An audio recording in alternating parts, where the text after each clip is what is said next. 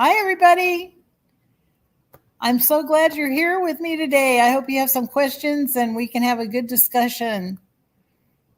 What did you think about making digital die cuts? Oh, here's the first question. Which do you prefer, Canva or Photopea? Is one easier than the other? I'm a beginner. Well, I use both. I go back and forth because I use them for different things. And like I said in my presentation, you cannot do the perspective and get the dimension with Canva. You have to export everything over to Photopea and go back and forth. But it's really easier said than actually talking about it. It's easy to go back and forth. They're both free for you if you want to just try it out and see. What other digital endeavors do you pursue? Well, let's just say my professional life was digital because I have a PhD in designing instruction for online learning. So that's what I did professionally, was to design online instruction and to train faculty to do teaching online. So I did an awful lot of digital creating as part of my professional life. And then when I retired, I became a traditional card maker, and then I ended up doing what I'm doing now. So I have a lot of background in doing digital things of a variety of things. So this was my favorite from today. Oh, thank you so much. Oh, that really blesses me. Thank you for saying that. I do something different. Nobody else is doing what I'm doing. I just had to go and I posted a picture of my happy birthday into my Facebook group or into the other Facebook group, Ruth. I'm not sure which. Very easy. Thank you, Sandy. You always teach us new techniques. Oh, thanks, Ruth. Well, I would love to see it. So if you're in my Facebook group, please go ahead and post it there instead of just in the summit. If someone is just getting started with digital card making, what's your advice? Boy, that's a big question. I don't know. There's not very many people out there who teach digital card making. I'm kind of like a lone person a lot. And I don't know the names of other people that you could follow, although I would tell you if I knew. Because of some health issues and challenges, I haven't done as many videos on my YouTube channel as I want to. So I'm hoping to start that up again. And you can go on there now on my YouTube channel. I've got a whole series of Canva for card makers. And there's about 8 or 10 videos on there now that you could look at. I'm hoping to update them because Canva has done some changes, but they should give you a good start. Is that your act? No, this is not my craft room. No. I'm actually sitting here in my recliner with a green screen. Oh, in my dreams, I would have a craft room like that. No, it isn't. On Photopea, I saw you could save as an SVG, and could you then cut it? Yes, you could. And I don't use a Cricut, so I've never done that. But yes, you can export it as an SVG. Mm-hmm. You can on Canva too, by the way, but you have to have a pro account on Canva to do that. On the free account, you can't do an SVG. Darlene, this might be a dumb question. However, do you just print out onto white cardstock after you've made your digital image? It's not a dumb question. There is no such thing as a dumb question.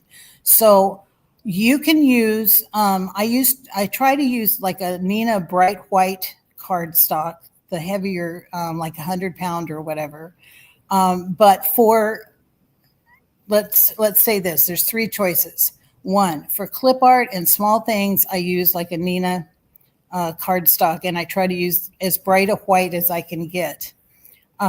Choice number 2, for things that are real, like a whole card, or things that you really want to look very crisp in printing, I would get matte presentation paper, and be sure to set your printer to set photo quality print. It's really important. Everything has to be at least 300 dots per inch, and you want your printer set that way too. And the third option, which I do use, is I do send my files out to, here in Alaska, I use the UPS store and have them printed on their cardstock, professionally printed. And when do I make that choice?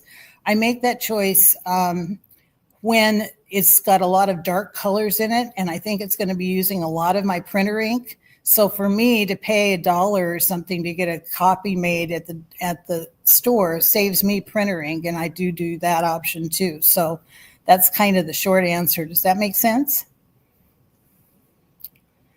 I am a longtime Photoshop user and find it difficult to use Canva. Thoughts? Well, I don't know. I think that you use them for two different reasons, and I'm not a Photoshop aficionado here, so I think it is actually, Photopea is a lot like Photoshop. It's just a free version. Canva you can use for in a lot of different ways that I find it easier to maneuver some files and to layer things.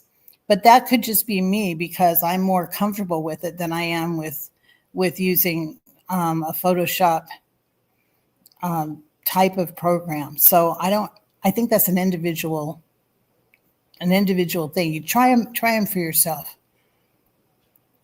Yes, Canva and Photopea are both free. They both have a paid version. Photopea, the only thing is the paid version is really super cheap. It just gets rid of the ads on the page.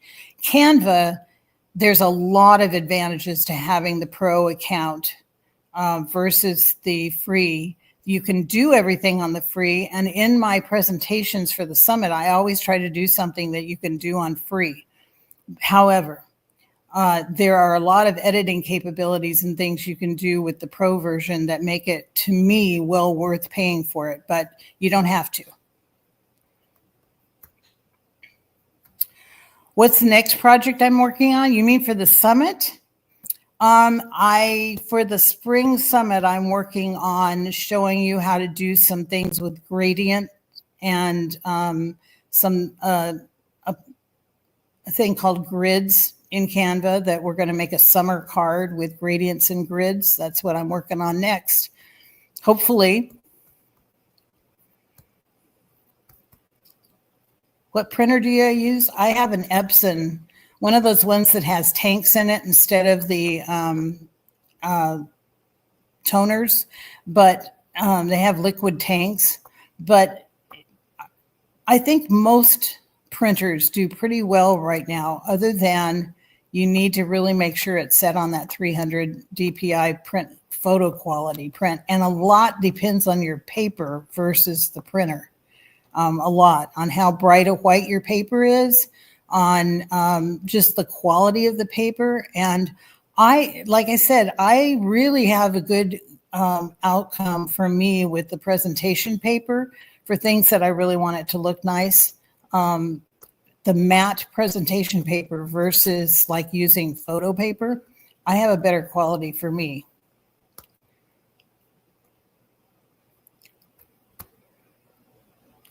I'm so glad to see you guys. I don't see you, do I? But I'm glad to be here with you. Okay, you send your cards via email as well as printing. How many of each? Oh, well, like for Christmas, I send cards by mail to my closest friends, family, and everything. But I have an extensive email list, and a lot of times I just email them digital cards. You can't afford to mail everything to everybody, but you still want to acknowledge somebody. So I do that.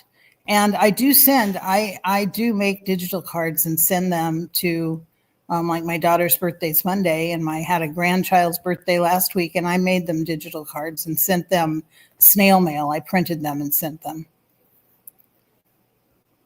Yeah, I find that with the Christmas cards. I think that's a really good thing about digital cards. Now, I got into this kind of sideways because, I was I am an Altenew educator, and I was really into making physical cards. But then with some health challenges that I had, I started, in fact, I was on a live stream just like this, and I passed out right on there. So I had to change away from physical card making, and it got me into digital card making. And there's uses for it. It's just another tool in your toolbox. You know what I'm saying? It doesn't replace physical cards. Please don't pass out. I won't. That's why I'm sitting in my recliner instead of in my craft room, because I won't do that then. It's terrible. Anyway, what's your favorite paper brand? Well, I like Nina. I like Nina cardstock. Yeah. But like I said, I also use presentation paper.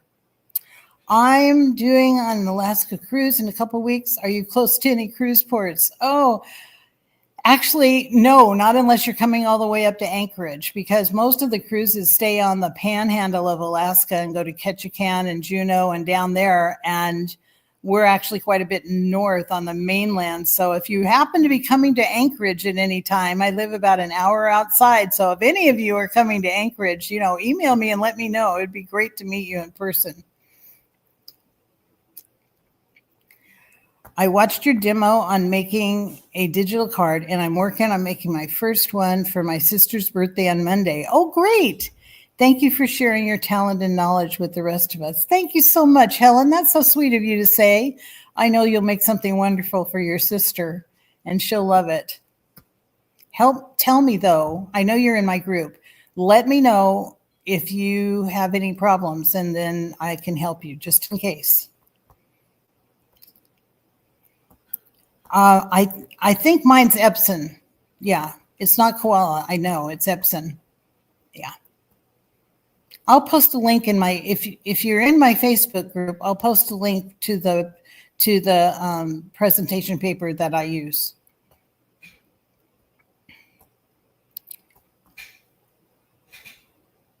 Oh, you came up here last year. Oh, darn. I would have loved to meet you, Denise. I hope you enjoyed it. I hope you liked Alaska. We love it here. We've been here 7 years. We retired here from California. So I'm sorry to have missed you. How often do I craft? You mean like physically crafting? I don't anymore. Yeah, it's just, again, health challenges I've had. And so at first I got really depressed that I wasn't able to be doing crafting, and because I was in my craft room all the time. But then, this opened up about digital card making and exploring it. So that's what I do now.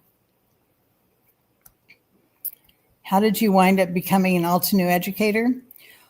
Well, as I said, I am an educator. I've been a teacher for over 50 years and have taught everything. I mean, everything from elementary school to just lots of things. I even was I was even a professional ballroom dancer at one time and taught dancing. I don't care what, I love to teach. And so when I retired from being a university dean and teaching and all that, I started to go into to quilting because I have a lot of history of sewing and textile things. And then I decided, I saw something about card making, and it just kind of, so intrigued me. And then I saw an ad somewhere for the Altenew Educator program, and I thought, well, I'm an educator and I'm liking card making, so this just is perfect for me. And so that's why I did it, because I thought, now I can teach card making, and so it worked out to be great for me. I was really glad to have connected with that program. Yeah. Oh, my favorite design style. Here's the thing.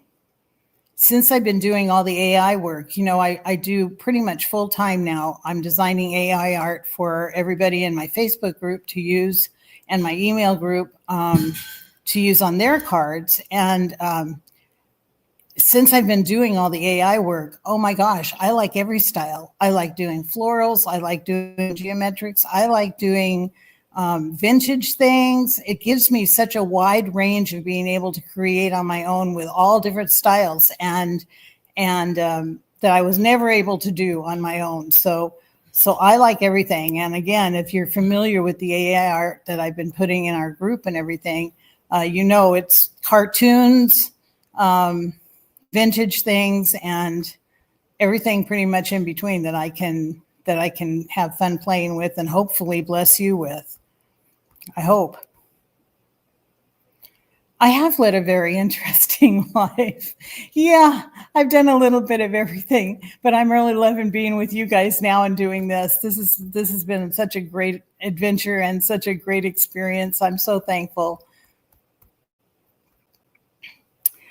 I use Midjourney for my AI work. Now, there's a lot of them, and I've tried different ones, and they all have pluses and minuses, but I like Midjourney, and I've been studying AI art for probably a year and a half at least, and experimented around, and I really like their platform. There's a lot you can do on there that I don't think you can do on some of the others, but anyway, that's what I use. But all of them now, even Canva has their own. They kind of went together with Leonardo AI, which I used to use. But if for basic things, it's great, But I do like Midjourney. Oh, thank you, Ruth. Thanks for saying thank you. I really appreciate that very much. Thank you for being around and helping me. Oh, Tony, thank you for saying my Facebook group's your favorite. And it's motivating. That's the whole concept. I am not in this to make money or anything. This isn't my career. I just want to be able to bless you so that you can bless other people. That's the whole point right there. My Facebook page name is Sande's Poema, which it's on my presenter page on the summit. There's a link to it. But it's SANDES, like Sandy's, and then Poema, POEMA, like a poem with an A on the end. Card making community. Yeah.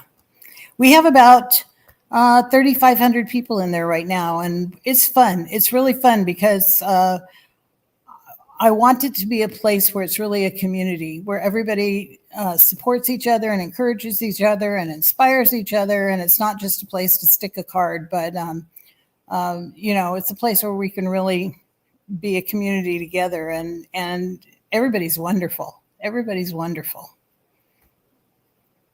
So